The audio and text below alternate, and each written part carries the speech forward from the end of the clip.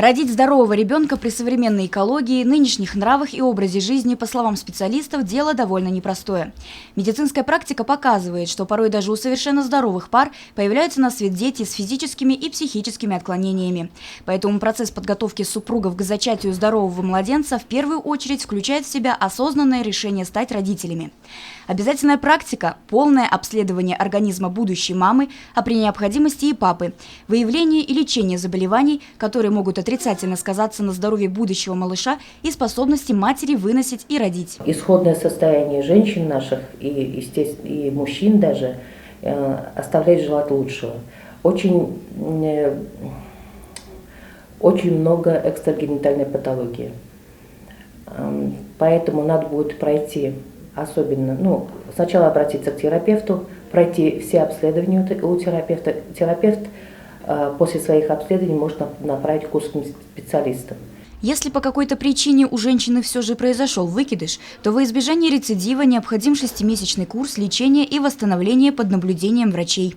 Если же выкидыш возникал несколько раз подряд, то специалисты называют это невынашиванием беременности. Для выяснения причины нужно тщательно обследоваться и пройти комплексное лечение. Почему бесплодие? Почему выкидыши, невынашивание?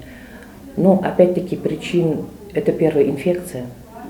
Второе – это нарушение в системе свертывания крови, то есть коагулопатии, тромбофилии.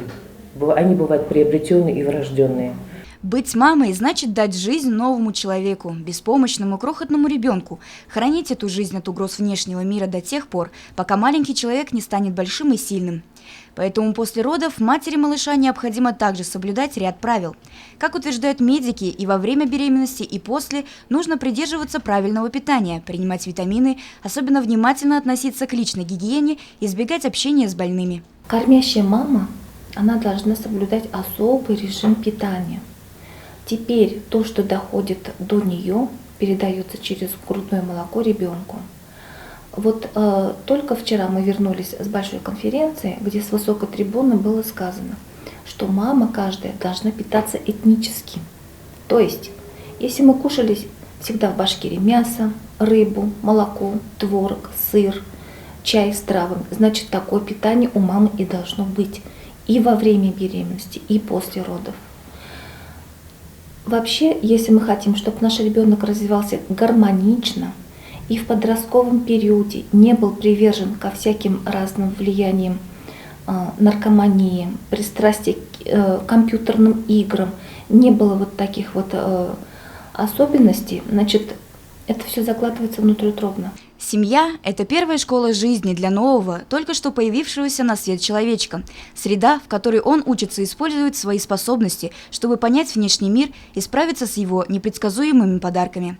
Задача родителей – максимально подготовиться к такому важному событию, как появление новой жизни на свет, и затем сделать эту маленькую жизнь счастливой и здоровой. Евдокия Титаренко, Радмир Исенгулов, Любовь Карпова, телекомпания СТВ.